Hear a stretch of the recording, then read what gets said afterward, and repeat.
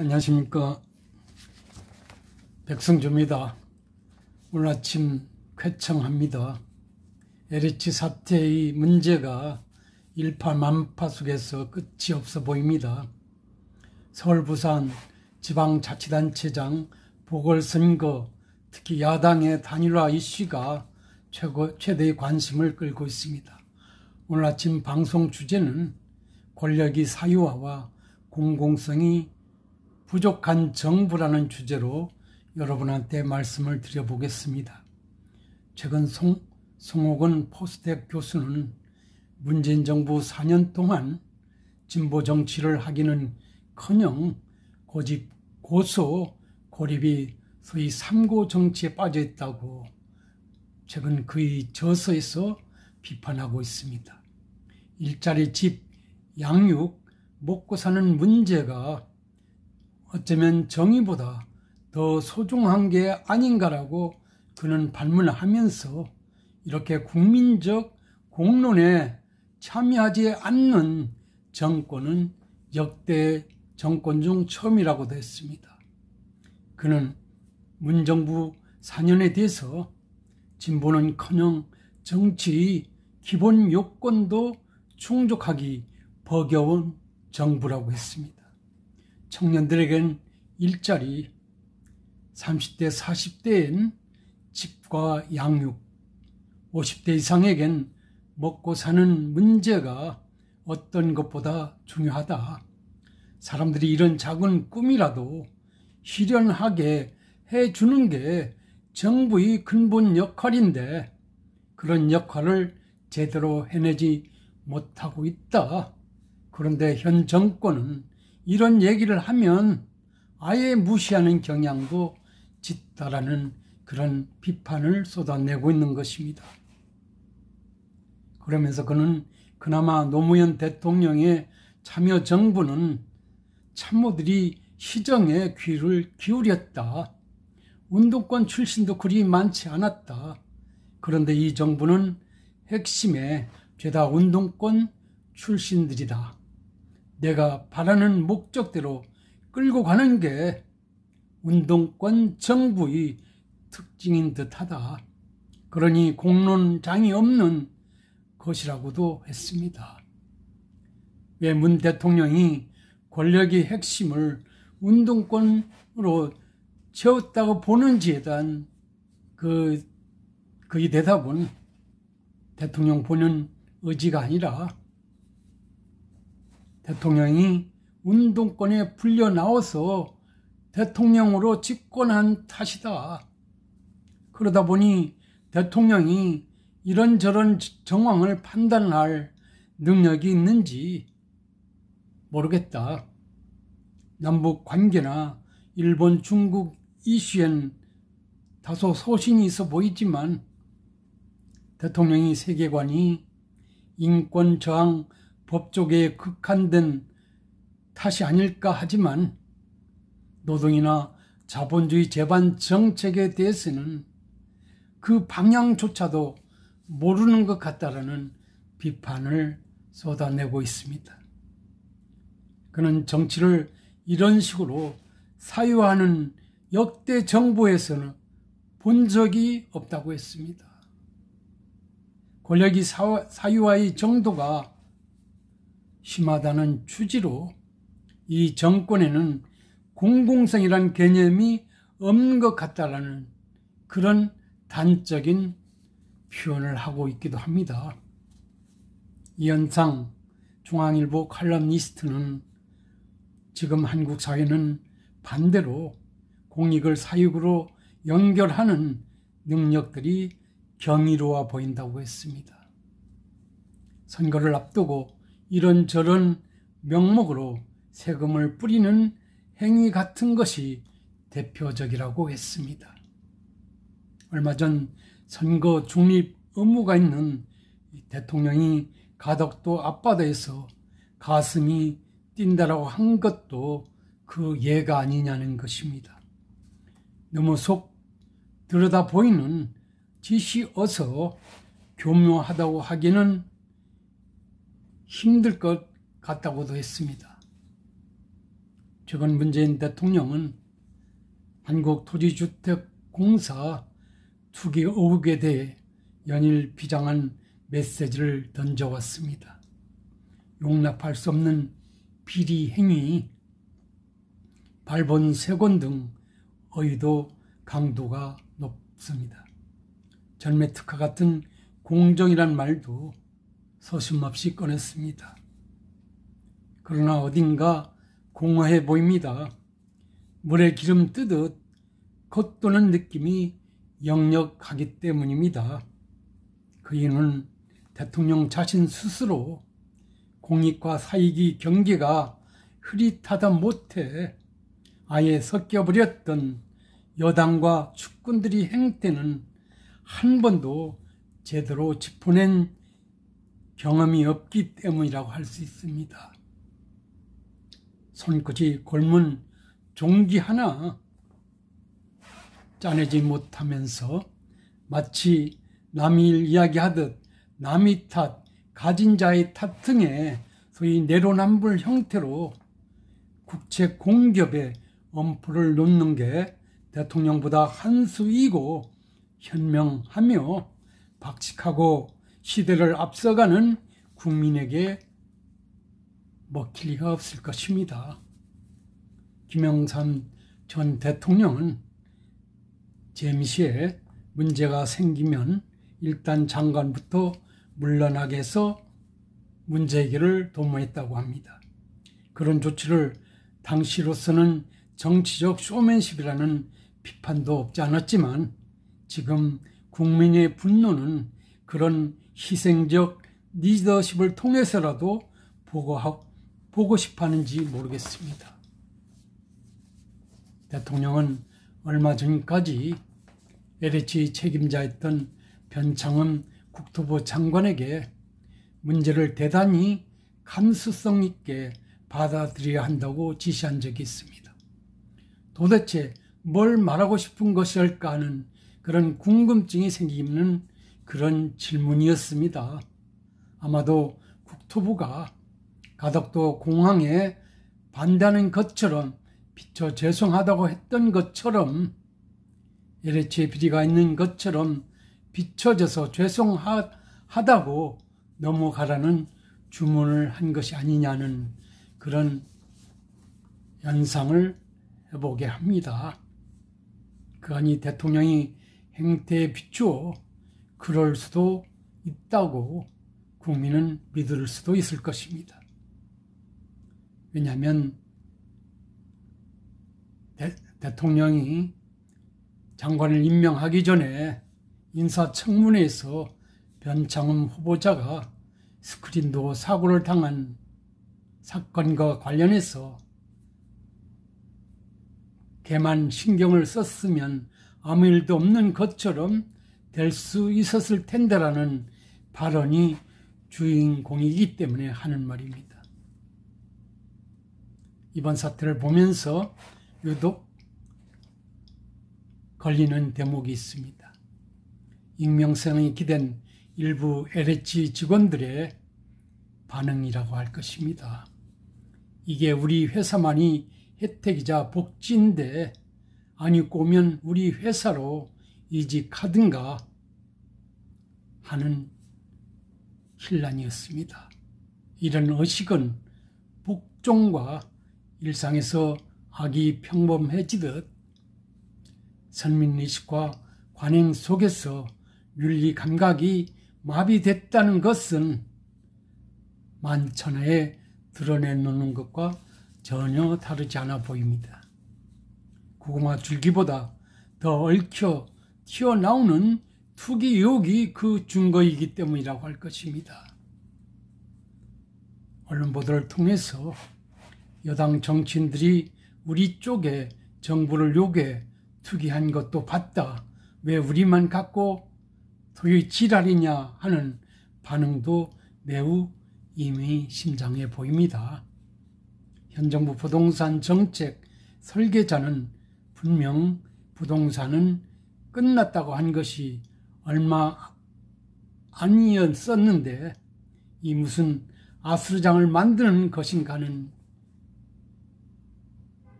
짜증스러움을 자아내게 하고 있습니다. 제대로 굴러가는 정부인가, 국민을 보듬는 정부인가, 이런저런 반문을 하지 않을 수도 없을 것입니다.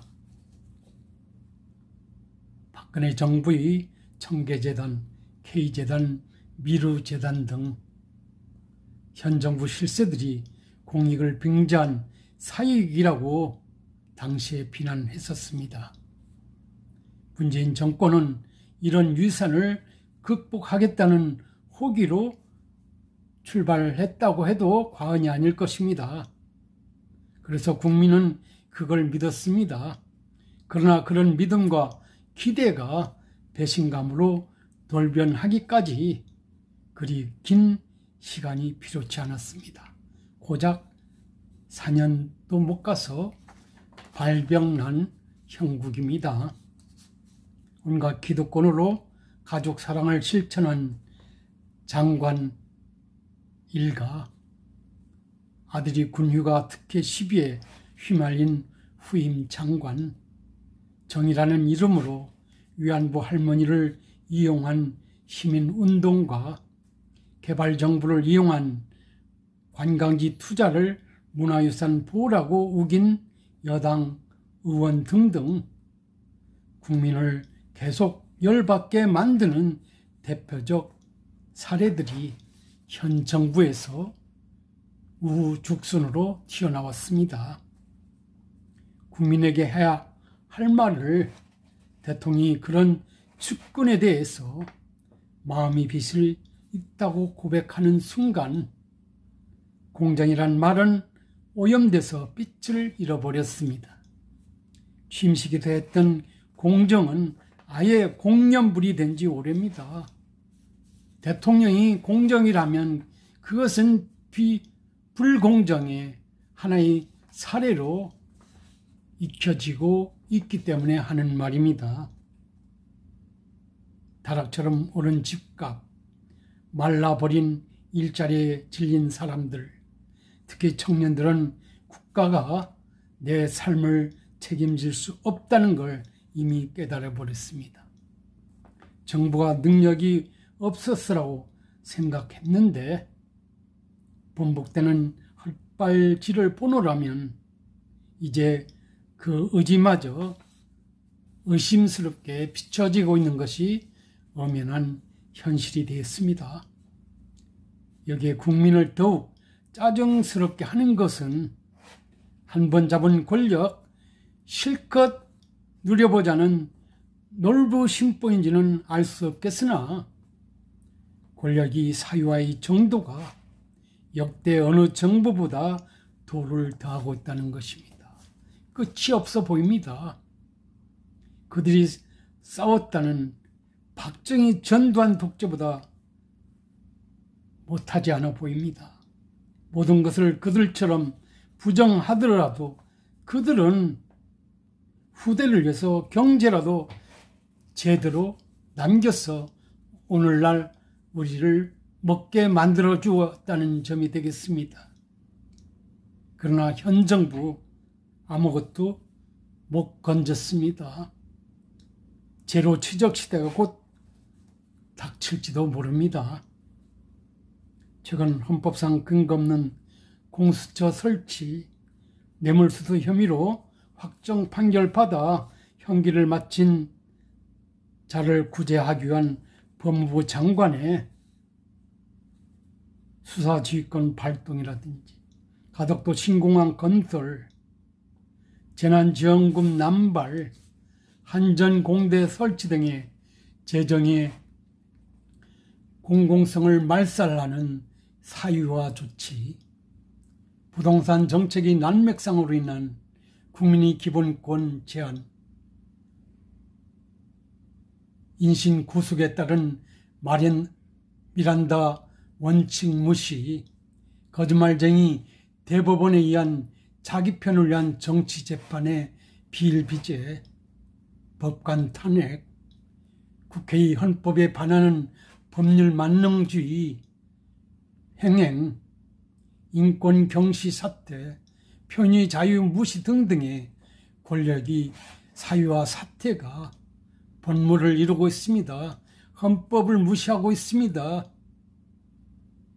내로남불의 전형으로서 모든 것은 대통령이 손아귀에 있는 것처럼 착각하고 있습니다. 통치권 운운하고 있습니다. 통치권은 헌법에 의해서 제한적으로만 인정될 뿐입니다. 통상적인 대통령의 권한은 통수권자의 입장에서가 아니라 행정수반의 입장에서 부여된 권한을 행사할 따름이라는 점에서도 그들이 주장은 도를 더하고 있는 듯합니다. 1920년대 독립운동가 신치호는 국권을 상실한 상황에서 중국 상황의 임시정부 요인들 간에 권력 암투가 벌어지는 상황에 크게 실망한 나머지 한탄하며 국가나 정부기구는 본래가 해롭고 사악한 것이라고 힐난하기까지도 했습니다. 이런 상황에서 그는 인간은 국가나 정부기관들 없이도 올바르고 조화로운 삶을 영위할 수 있다는 신념을 가지게 됐습니다. 그래서 그는 당시 이런 무정부주의에 공명하고 있는 이회영, 김창숙, 유자명, 이율규 같은 올바른 독립운동가들과 빈번한 접촉을 통해서 급기야 1927년 2월에 무정부주의 동방연맹에 가입하였고 그 선언문 작성에 참여하여서 논설을 발표하기도 했던 역사적 기록이 있습니다. 지금 그때와 다소 다를 것이 있다면 지금 대한민국은 존재하고 있고 민주공화국이고 헌법에 근간 삼권 분립이 되어 있다는 사실 정도일 것입니다. 그러나 현 정부는 모든 국민이 정부로서 삼권 분립은 분립되어 있어야 하고 견제와 균형이 이루어지며 권력을 사유화하지 않고 국민 모두를 위해 미래로 나아가는 국민 모두의 정부가 되어야 하나 현실은 그렇지 못하다는 사실이 되겠습니다. 정부의 존재 이유가 무엇인지를 깨우치게 하고 있습니다. 신채호 선생이 고민했던 것을 우리가 고민하지 않으면 안 되게 만들고 있는 현 정부의 치세가 돋보여 보인다는 것입니다. 여러분 아시는 바와 같이 지난 4년 동안 대한민국 정부는 팬덤을 위한 정부였습니다. 북한 문제만 올인하는 정부에 불과했습니다.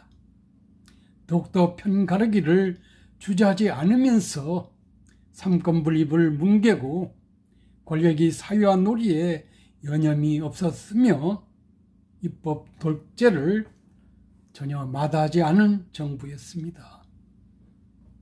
정치만 있고 경제 문제나 사회 문제는 대안부재의 정부였습니다. 후대를 위한 미래를 위한 처절한 대안 제시도 없는 정부라고 비판하지 않을 수 없을 것입니다. 한마디로 모든 국민을 위한 정부는 아니었다고 우리가 말할 수도 있을 것입니다. 생각한데 아마도 이런 여러 가지 정황에 비추어서 1920년대 신채호 선생께서 상해 임시정부 요인들이 독립운동보다는 제밥인 권력 암퇴에 올인하는 모습을 보며 식상하여 울분을 사귈 수 없었다는 그런 역사적 사실에 우리는 공감하는 바가 크다고 할 것입니다. 국내적으로 정세가 요동치고 있습니다. 코로나의 장기 상황이 예측되는 상황에서 대한민국의 미래가 한 치 앞을 내다볼 수 없습니다. 그럼에도 불구하고 이 막중한 상황에서 현 정부는 오직 팬덤을 위한, 자신들만을 위한 모든 권력을, 공공성을 강화하는 측면에서 모두를 위해서 행사하기보다는 자신들의 이익을 위한 쪽으로 행사되고 나자빠져 있는 그런 상황에 직면해 있습니다. 걱정스럽다고 하지 않을 수 없습니다. 앞에서 말씀드린 송옥은 선생의 생각처럼 이현상 칼럼니스트의 생각처럼 저 역시도 그들이 말씀에 공감한 바가 크다고 여러분한테 말씀드려 보겠습니다. 여러분은 어떻게 생각하십니까? 한번 현 시국을 곰곰이 생각해 봐 주시기 바랍니다. 감사합니다.